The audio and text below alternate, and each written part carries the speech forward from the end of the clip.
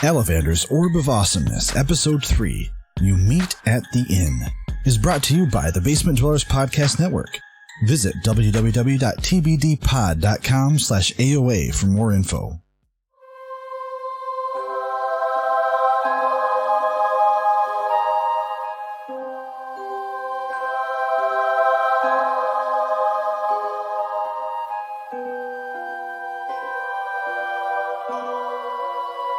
Hello, adventurers, and welcome back to Alavander's Orb of Awesomeness, a D&D podcast where we explore our love for all things Dungeons and Dragons. My name is Wes. And I'm Chris. And together we are your gracious hosts. How it goes, Christopher? Oh, it goes. It's been a pretty all right couple weeks here, you know, with 4th of July finally over and that whole mess of the pop industry being kind of stupid. It's now a relaxing kind of normal summer day. That's funny because my days at work now are incredibly stressful now. But are they really? Are they really? Yeah. Well, it's just because there's a festival happening in West Michigan. Oh, another yes. one. Another Coast one. Guard Fest. Yep. Yeah. Another one. So West Michigan's hopping right now. Yeah. So it makes it pretty difficult for me to get around the places Definitely. that I need to. But anyway, gaming is our escape from the stresses of everyday life. So that is what we are here to talk about. Yes, indeed. What have did you last episode you were talking about you were going to end your session. Did that happen already? It did. Yes, we had our finale. How'd that go? So, it was a great last session, you know, a lot of big battles. We got to fight the big baddie face to face, which was basically the yang to the yin of another one of our characters. So basically, the bad guy, the main bad guy, he the person that got inhabited by that was a man known as Philip James, and he was a paladin. And many years ago, him and the main, I'll call him the main character of the game, Roger Thompson, you know, very, very heroic names. They were once the same person. And through an evil sorcery, basically the evil part of Roger Thompson, like the evil thoughts and whatever, like as in normal people, got ripped out of him. And so that manifested into Legion. Okay, so like a shadow self type deal? Yeah, exactly. Okay. Exactly. Yeah. I gotcha. Basically, the soul of Roger Thompson was ripped out of Atlas, destroyed by Legion, or at least scattered to the four winds. And then in the last final climactic battle, we had to defeat Legion. None of us died, though for story purposes, I was willing to sacrifice my character. Out of my own free will, because I thought it might have been thematically forwarding the story, making it kind of a bittersweet kind of thing. There were some casualties to our party's NPCs, but they were appropriate. You know, it wasn't just like arbitrary killing. And then yeah, right. And then it was just a good ending, good wrap up. We had a good little epilogue discussion on like where our characters would be. You know, some of the party actually left the mercenary group that we had started because they had their own ambitions and things they wanted to accomplish or revenge to exact. So yeah, no, it was a good ending. And I'm looking forward to jumping into another player. He's going to be starting up a game in a little while. I think it's going to be 4th edition again. Just because they're super familiar with it. Yeah. But what about you, Wes? What have you been doing lately in the world of gaming and D&D? I'm not a robot. Promise. Gaming. So the other weekend we started our new campaign. Or the new portion of our campaign. We are taking the Ghosts of Saltmarsh book that came out. Ooh, okay. And it's pretty great. There's a lot Is of yeah. It's worth getting if you haven't seen that content before. It is a re-release of older adventures, but you would have to have been, I believe it was I don't want to say the wrong date here, but it was many years ago when they released the original adventures in Ghosts of Saltmarsh. But this time they updated the book, and they updated it for 5th edition. They included the same adventures, but they kind of fleshed out the setting a bit better. Okay. The village of Saltmarsh has a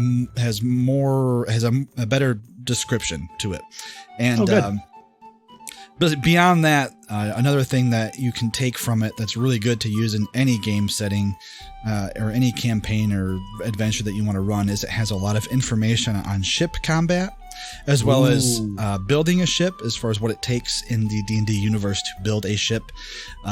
It also has a lot of really cool aquatic type monsters and variants that are not found, or at least a little bit different than what you would find in the monster manual. Okay. But we took that, and I took one of the adventures kind of in the middle of the book and started playing around with the NPCs and the town of Saltmarsh itself. And we started the next leg of our adventure using that kind of as a guideline. I wanted to get away a little bit of following a module again, like page by page. Yeah. But so what I did, and what the book lends itself really well towards, is it basically it gives you a framework. Okay. The adventures aren't really that fleshed out. It does give you some descriptors you can use, like when they enter certain rooms or areas, which is always great for me because I have a hard time coming up with that stuff on the fly. But beyond that, it's very bare bones. So I took that as, hey, I'm going to take it, I'm going to run with it, I'm going to create my own version of that module or that adventure and run the group through it. So that's what we did. And nice. It's very promising. It's starting out really well. No, that's awesome.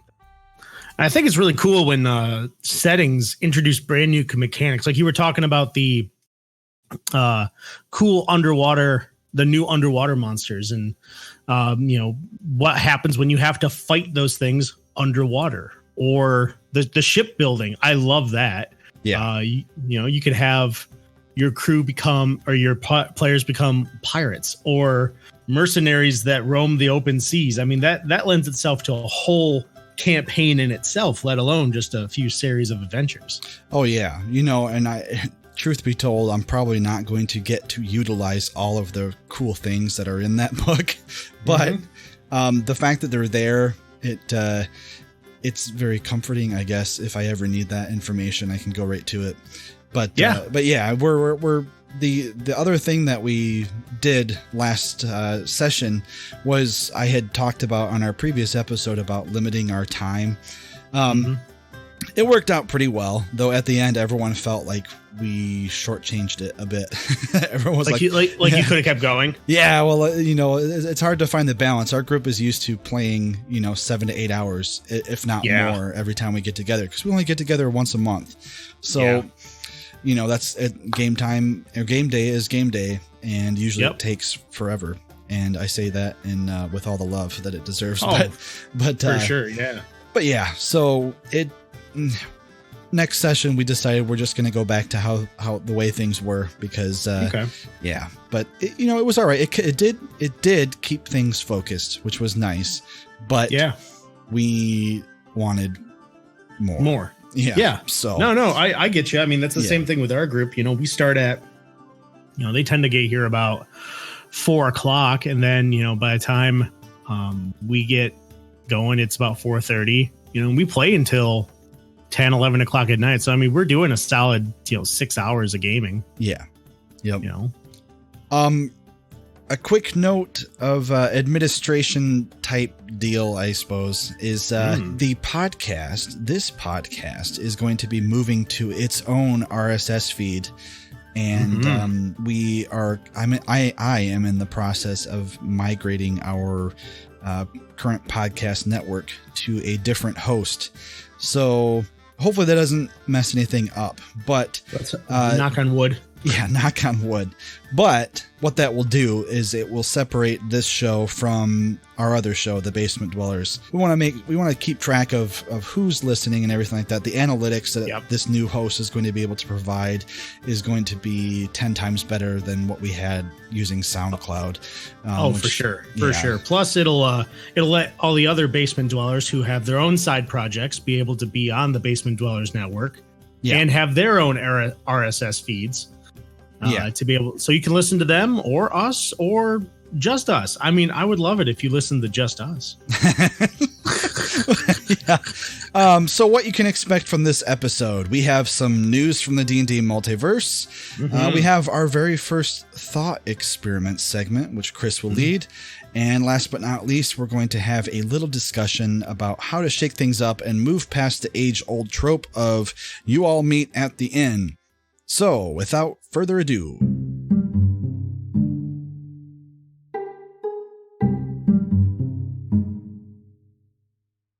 All right, everyone, welcome to News from the D&D Multiverse. The very first thing that we have up on the docket today, D&D Eberron's creator is to publish an unofficial Eberron sourcebook. Here's news for you, Chris.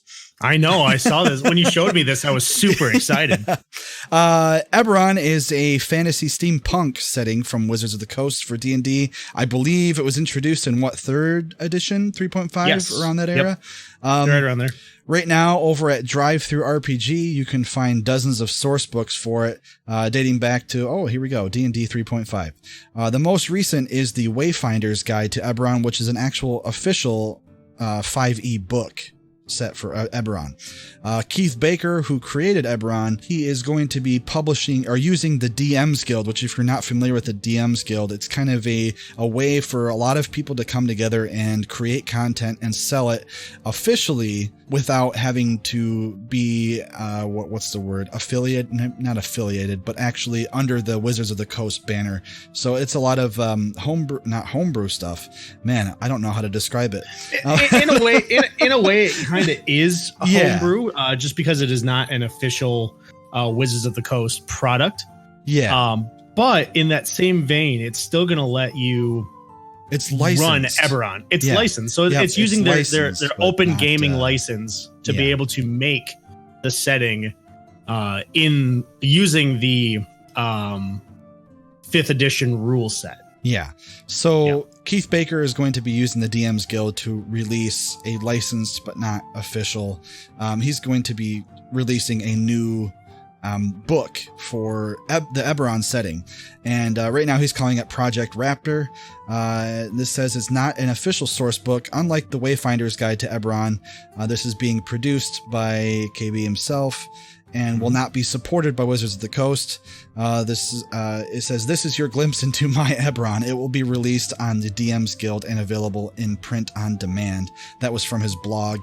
Project Raptor is the code name of the forthcoming book from KB Presents, Keith Baker, for Eberron. It's a 160 plus page book that's expected towards the end of this year, 2019. Not everything that Keith imagined up for Eberron made it into the original print. Back in 3.5, there are still places and things that he wanted to explore and provide more in-depth descriptions and everything. You could think of Project Raptor as an editor's cut or a sequel to what was released before. The DM's Guild provides a legitimate marketplace for him to be able to sell that. Keith cites that the plains as an area are still what he feels are kind of underdeveloped when it comes to Eberron. It says it has its own cosmology as it is separate or shielded from the Great Wheel. He writes, quote, aside from the possibility of planar travel, manifest zones and, coterminous periods allow the planes to influence adventures at all levels of plane. And yet, over the course of 15 years, we've never explored the planes of Eberron in enough depth to fully support that potential. His book, Project Raptor, will dig deeper than ever before, finally exploring the potential of those planes. And you can keep track of that project by visiting facebook.com/InMyEberron. And yeah, I'm actually kind of excited about that. Like I said before when we posted on our Facebook page, I am in love with the Forgotten Realms, but I did recently listen to some things on Eberron, and if I were to use any other setting in D&D just for some additional flavor, it would be Eberron. Oh, I love it. When we were growing up gaming, we kind of switched between fantasy and sci-fi, like when our moods shifted. You know? So Eberron kind of provides a little bit of a way for you to have both. Definitely. You can have your cake and eat it too. So. 100%. And then that cake could also grow a pair of legs and walk around and do its thing, Oh yeah. I like Eberron. It's the perfect mix between sci-fi and fantasy, where everything is just powered by magic. You can make literally anything happen by just saying it's powered by magic and lightning elementals. It's a really cool setting from what I know of it, and we might delve into some lore behind it, just because it is very interesting. Definitely. But moving on, Wizards of the Coast announces a dual re-release of the Tyranny of Dragons storyline. Announced at this year's San Diego Comic-Con, Wizards of the Coast is releasing the 2 original adventures that kicked off 5th edition. This time bound together as one with a fresh new cover art by Hydro74, and he's the guy who's been doing a lot of the alternate covers for recent releases as well. If you've seen any of those, you're already familiar with his work. It's fantastic. The new re-release will feature concept art which provides insight into the creative process that went into creating the original adventures, as well as a completely reworked opening chapter. And I cannot confirm this, but I have heard that the Rise of Tiamat and what was the Horde of the Dragon Queen. Horde of the Dragon Queen. Those 2 adventures were the ones that they opened 5th edition with, as far as when they released it. And from what I've heard is that they contain references to rules that no longer exist in 5th edition. I cannot remember that, actually. I bought the Horde of the Dragon Queen when it first came out. That's the first half of that story. Yes. I don't remember what rules they might be talking about, but that would be interesting, especially if they rework a few things. And I'm not sure what they took out, to be honest. And the information on it right now, it doesn't say whether they fixed those errors or not. It just says they reworked the opening chapter, and unless that is where that stuff is outlined, I'm not sure exactly. But regardless, it's exciting because I do not own either of those yet, and if that's coming out, I'm just going to wait until that comes out, which the Tyranny of Dragons storyline will be available on October 22nd of this year, 2019, and it retails for about $50. Yep. So as a quick reminder, September is a great month for D&D fans, as the newest adventure for 5th edition will be released. Baldur's Gate: Descent into Avernus will be released in game stores, digitally, and everywhere else on September 17th, and I cannot wait. So that's all I've gathered this time for news from the D&D Multiverse. Till next time.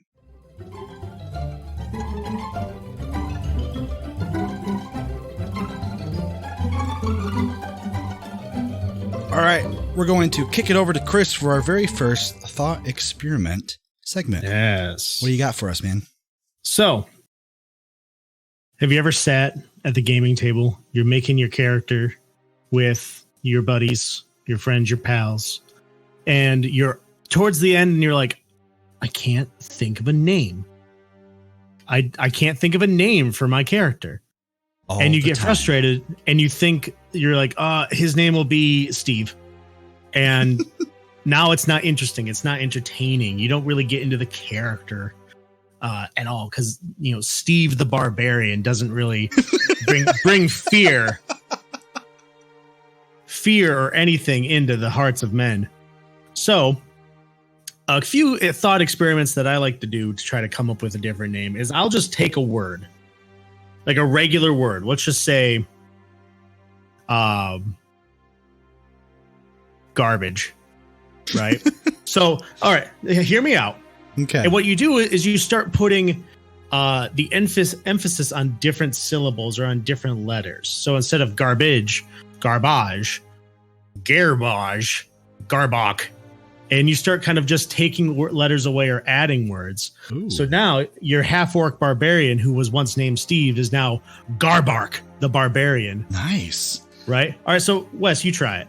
Just pick a board. All right, so I'm notoriously horrible at naming characters. Yes. Especially improv like this, so forgive me here. I will say guitar. That's what's in front of me right now. Is a guitar. Okay. Guitar. So you're saying add syllables like add syllables or take away parts of the word. Okay, so guitar. Guitar. Yeah. Guitar or okay. Hey, that actually led me to Goutier. Yeah, right. That's an actual name. So, Goutier, the halfling bard who serenades the crowds with his luscious hair and giant hat. Okay. I mean, all right. That's fun. I can see that. All right. So let's take another word. Okay. I have a Pringles can in front of me. Okay. Pringles. Prin. There's one. There's a name right there.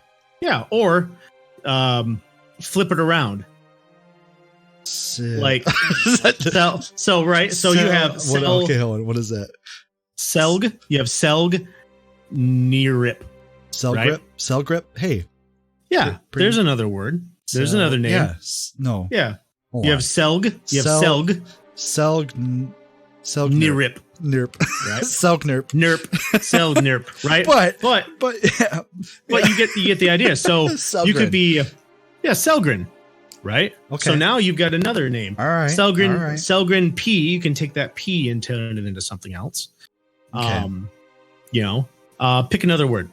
Let's go with. Just kind of looking around my room right now. Plate. So you have plate. So you have PALTE. Yeah. Right. Yeah. You've got those letters. Telp. Okay. Telp. So that could potentially be a word. Sometimes it helps if you kind of know. Okay, so I've got a dwarf fighter. Okay. Who is kind of gruff and maybe not the nicest person. So maybe he would have a one syllable name. Telp. Telp Bronzebeard. Okay. So for instance, or maybe it's a half elf cleric who is very sociable and very inviting. So we still have plate. You could turn plate into Paliente or Patel. Yeah, and just changing, taking a normal word and extruding it out into different words is something I like to do to try to come up with names for NPCs or characters that I'm about to run. Speaking of words, is extruding a word? Yes, extruding is a word. It's to. I'm not gonna. Hey, I'm not gonna get it. Yeah, extruding. Yeah, right. I mean, you could. You could name a monster. Okay, go ahead. I was gonna say I have a. You got me all excited now because this is easier. This is easier than me just trying to rack my brain. But I have instead of. Oh, go ahead. Okay, so we have the dwarven fighter. When you said dwarven fighter, I looked at my toolbox in the corner, and it says cobalt on top of it. Yeah. So cobalt, Boltok. There you go. Yeah. Boltok Grimhammer. You've just changed my life. It's something that I like to use as a player, as a DM, for just coming up with things. You could take that same word Boltok and turn it into a monster. The dreaded Boltok.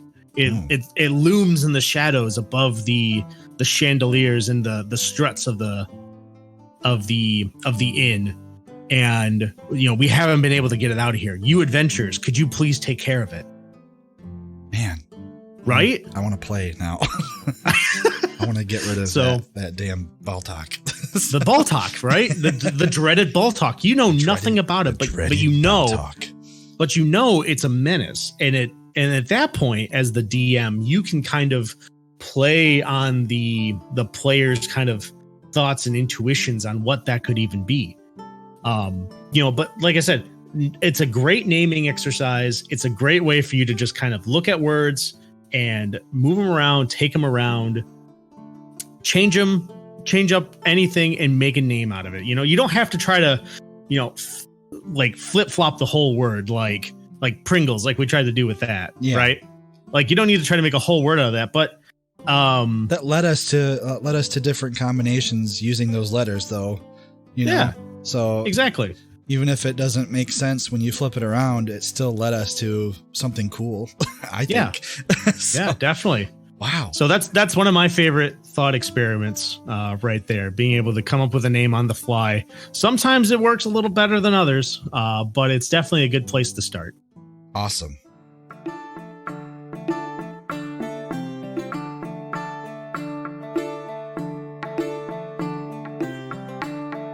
Holy crap. That was incredible. Like, yeah. I don't know. Right? I didn't know. I had no idea what you were going to throw at me. So I was kind of like anxious and scared. Ready for anything. Yeah. I was like, oh God, what is he going to make me do? Well, so yeah, that's man. Isn't it really easy? Simple simple and easy. Yeah. But our main topic this evening or today, I don't know, this evening, we can never, the time is irrelevant. Time is irrelevant. Yep. But we had kind of mentioned about trying to break out of that classic D&D's, not even D&D specific trope, but classic fantasy adventure trope where every adventure starts with characters meeting in the inn. You've got the Dragonlance novels who start, they meet at the inn or the inn of the last home, or yeah, I'm pretty sure that's it. But even a lot of homebrew games, that's kind of the easiest place to start, because where else would you find just a group of adventurers waiting around for something to happen? Yeah. And it's a tried and true method, but it's boring. You all start in the local inn, the dancing pony, and there's the barmaid. She brings you a drink and you see a mysterious man that seems to be sitting in the corner. What do you do? Right? Like I feel kind of personally attacked. You should, because this is us breaking those habits for not just us, because I'm just as bad for starting games like that, because sometimes you don't know. Well, at least you can name characters on the fly. So right. So let's start with you, man. How would you break out of that? Like what give me like 2 examples of what you have done that kind of breaks that trope and kind of tosses it out the proverbial window.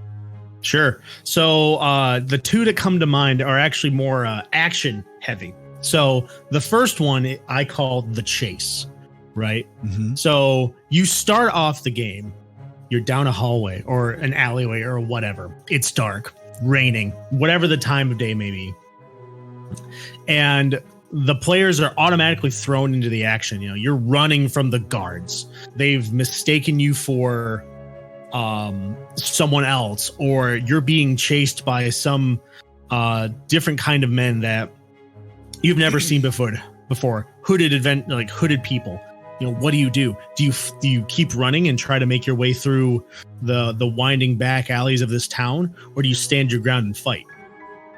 And that way, you already put your players into, like, they know each other, right? And even if they don't know each other, right now they're in a common situation where they have to work together. Right? So they're not just random people at the end, and you have those awkward, like, now you have to explain your character, and you have to. My name is Baltok. And yeah, right? Yeah. I get it. Yeah, exactly. You're not going to have those awkward moments. And now you've jumped right into I don't want to say the fun bit of D&D, because it's all fun, but the part that people do enjoy doing is rolling the dice. you know, getting into their characters and their cool abilities that they just picked, you know. And that kind of leads me into my second one is just you're traveling in your caravan. You know, you have them in a local area, but they're on a cart traveling to the next town, and you're ambushed by such a thing, goblins or whatever, you know, whatever level appropriate monster you might be fighting or would be for that level. Yeah. And throw them in the combat. Oh yeah. Right there, 100%. You know, that's the same thing I do for like one shot things. You know, you don't want to spend 3 hours introducing your characters and meeting at the bar, meeting at the inn, and then you're like, oh, well, we have 2 hours to do the rest of this adventure. Yeah. So those are two of my kind of go-to things. You know, just start them into the action, into a scenario that they have to be in. I have another one, but I want you to go. Okay, that's all right. Give me some ideas. This is the rest of the show, so we're gonna go crazy here. Yeah. So we kind of have similar approaches. So do we? Maybe okay. Yeah. I think the only thing maybe different that I have here is I will sometimes open up an adventure using a as best I can a cinematic. So yes. I will set the scene, and some, you know, the characters sometimes aren't even a part of that, but it's just a way to kind of to set the scene, and then you can go to the inn, or you know, it'll lead into my second way. But I tend to write scripts and imagery in my DM notes. That way I can set things up just as how I want them, as opposed to just thinking on the fly, which, you know, as any DM will tell you, you have to be able to think on the fly. But when it comes to getting your players engaged and involved right from the beginning, like, I don't like to take chances on my brain farts not happening. So, right. You know, so I like to write things out, and, you know, it's a little bit more prep work than I would like, but in the end, it produces a memorable game experience just by having something like that set up. So yeah, my first one is an opening cinematic to kind of set the scene, and then that would lead into a similar scenario that you had mentioned, which would be to drop my characters right in the middle of something. You had mentioned combat or an ambush of some sort. I like to do like the tail end of the quest before the one that I'm running. So it's kind of just we just finished cleaning up that goblin den. All right, now what's next? You know what I mean? Like, it's kind of okay. You know, like I picture some D&D games like someone else is watching a movie. You know, even your players are kind of, you know, because if I open it up with a cinematic, that kind of sets the scene right there. But then, you know, I kind of write it kind of like a movie script, or a what's the word? Like a play. A play, yes.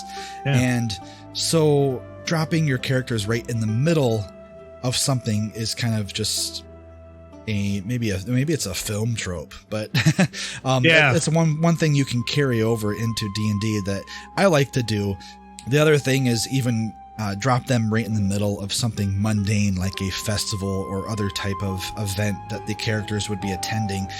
This at least, you know, breaks them out of the inn, and they're you know, they don't necessarily have to react in a combat fashion to things going on. But like I have said plenty of times before, I love D&D for role playing, and dropping characters into something like a festival or an event or something kind of opens the game up with role playing, because you know what I mean. So that's my second way.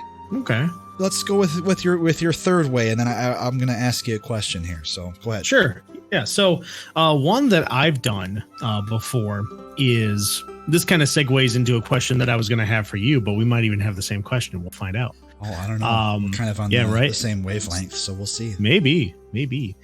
So one way that I've started a game off is, do a little cinematic scene where it zooms in from, the big cityscape, kind of explaining everything there, kind of zooms into a local area, then even more. And then it finishes with a room pitch black. You all awaken upside down, being hung from the ceiling. Ooh. It's pitch black. You know that there's other people here. What do you do?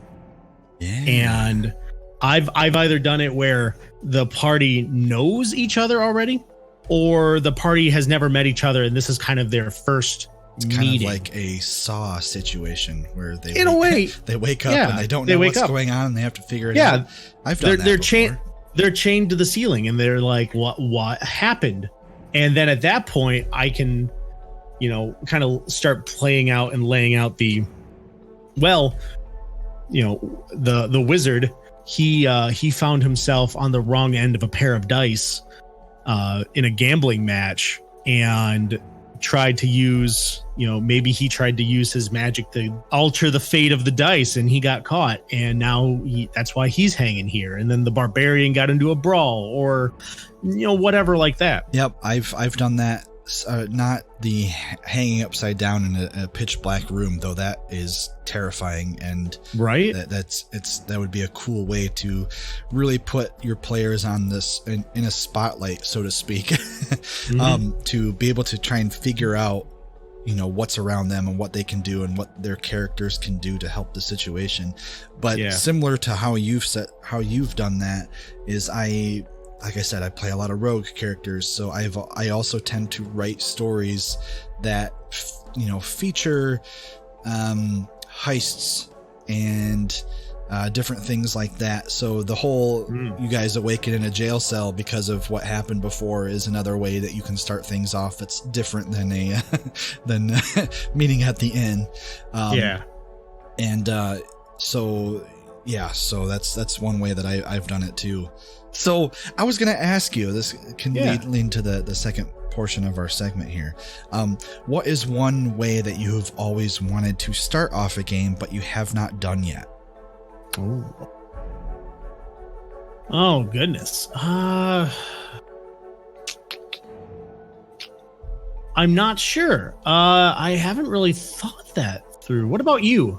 Maybe I'll get an idea as we're talking here, but what about you? What's a way that you've always wanted to start a game? Okay, so I had been talking about, like, one of the ways that I do like to start games is to drop people in the middle of something. Well, I guess we both said that, but something mundane. One thing that I have never done is a social event, like a dinner party. Or like a ball? Yes. Okay, I was kind of thinking that actually as we were starting to talk about it, but okay. Because, that's like one of the furthest things away from combat, and it would kind of take your characters away from, it would kind of take them away from their initial thoughts of being like, yeah, I'm this badass adventurer that is, ready for action, and then they're like, oh, I'm in a tuxedo. Now, you're in a suit and tie. At some, like at the Regent's ball. Yeah, and can you imagine like the barbarian like having to wearing his finest loincloth. Yeah, and try and remain some semblance of culture to not completely ruin whatever it is that the characters are there for. The second thing was a trial. Like, have one of the characters be like accused of something and on trial right from the get-go. And the characters have to come up with, you know what I mean? Just, I don't know. It's just a different way that I could think that would really take people into a different type of role playing other than what they would expect. Yeah, no, I like that. I like the idea of the trial because I think it'd be a really interesting, probably just a one shot. I wouldn't use this or like the start of a campaign. Yeah. But basically it opens up, you explain the cinematic of like the courtroom. You've got all the players in there and the magistrate reads off what they've been found guilty of and what they're accused of, and that he renders them guilty. At that point, you flashback. Oh, like X amount of time, right? Or not even just explain like what happened, why they're guilty. You just say, we find the defendants guilty. then you flash back. And then that's when you start the game. You all meet at the end. Yeah. Right? You could do it that way. That'd be interesting.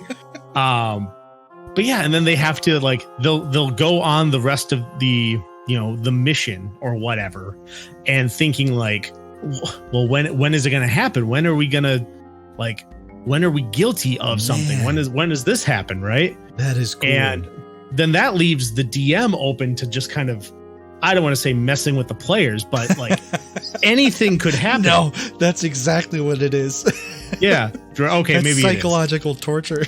But maybe the players were actually guilty of something and now they have to do community service. That's kind of the punchline at the end, right? Yeah. Or they find out that the people that were found guilty weren't them, and they bust through the front door, and so there's doppelgangers or something. I don't know. I'm just, this is just off the top of my head, but they basically have to bust down the door, and the people who, I got it. It's just random people who were polymorphed into them.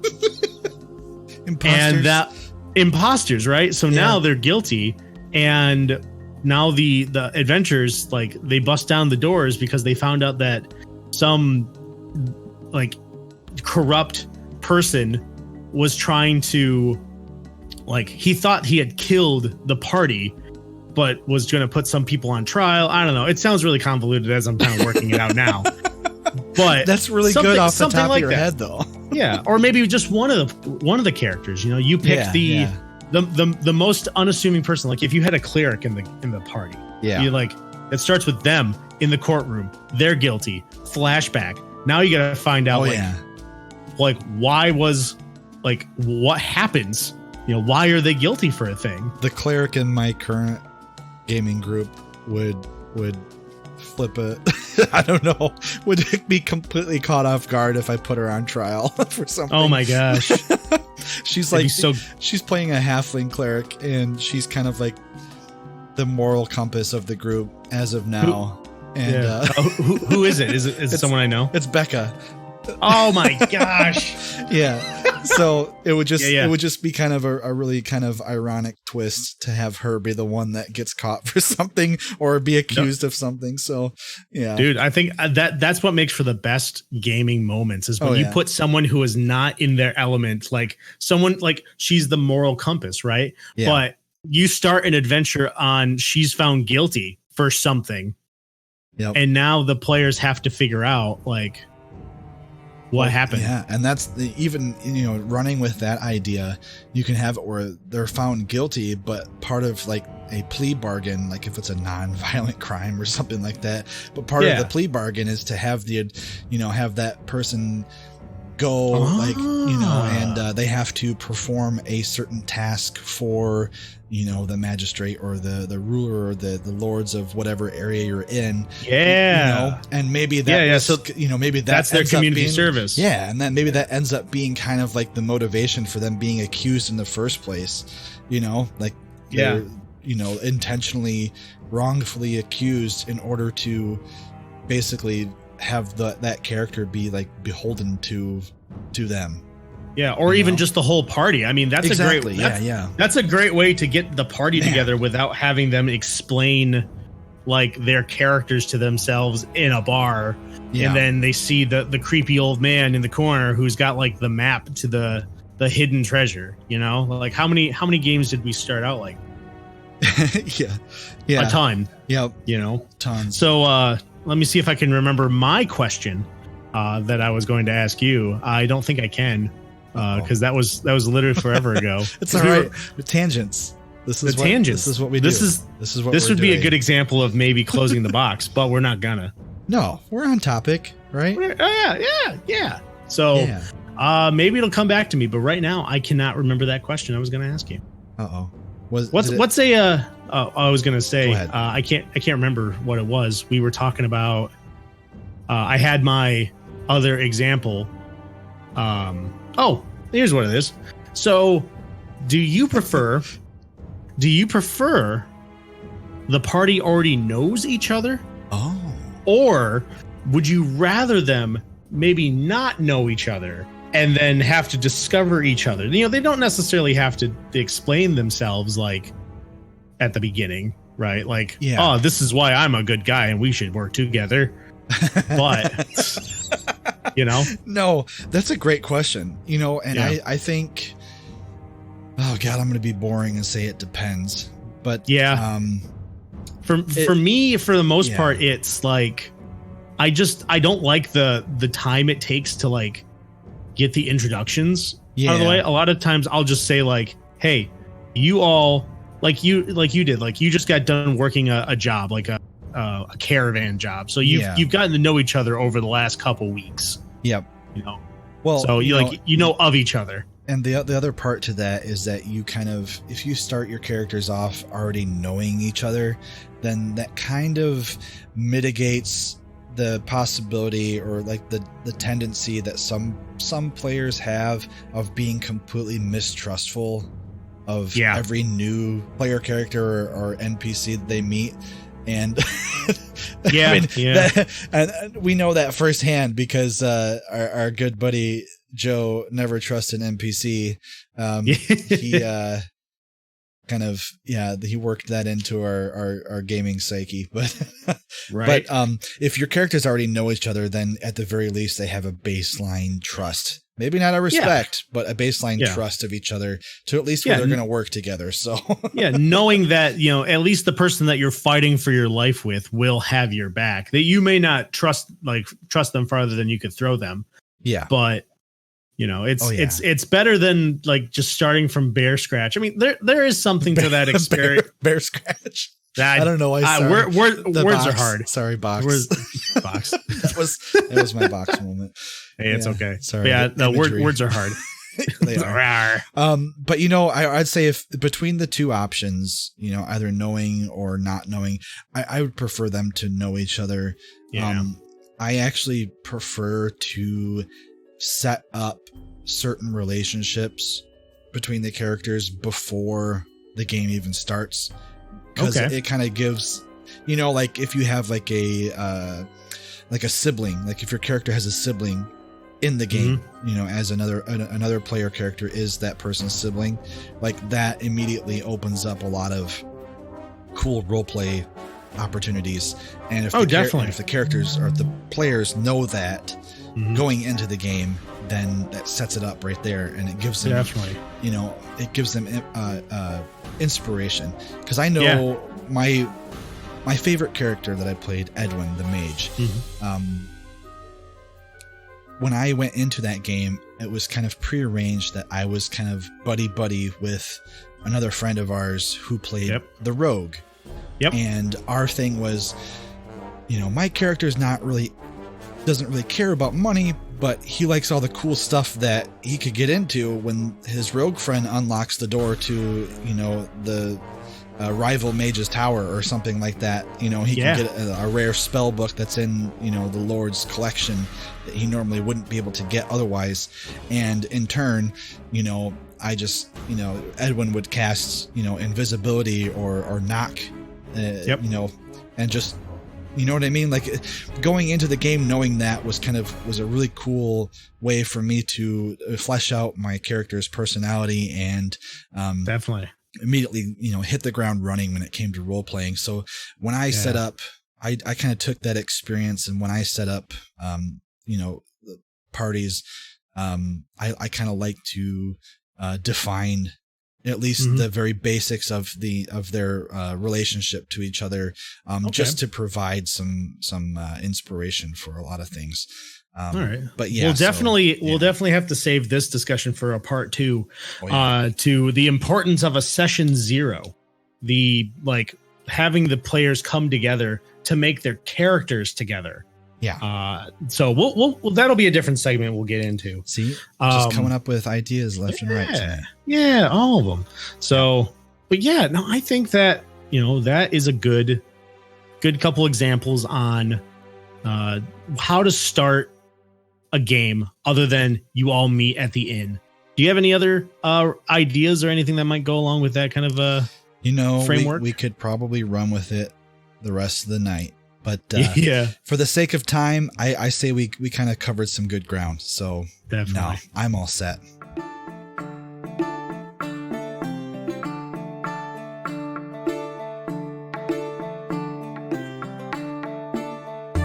All right. Awesome discussion tonight, man. Bunch of great ideas. That was a lot of fun. And I have to bring it back to a couple segments ago. I'm excited at this. the About naming things? Yeah. Honestly, all I've done before is either a name will just randomly come to me and I'll have to write it down on my phone real quick, or I'll use like a fantasy name generator or something like that, and it's like, I wanted to get away from that. And, I guess that kind of makes a point here. If any of you guys out there have some cool tips or anything that you'd like to share, we would love to hear from you. Oh yeah. So before we sign off, we have our info to give out. Once again, we have a magic mailbox that delivers your messages directly to us from anywhere. Tell your mailbox gnomes to address your messages to alavandersorb@gmail.com. Drop us a line, ask us questions, give us feedback, give us your tips. We'll talk about them next time.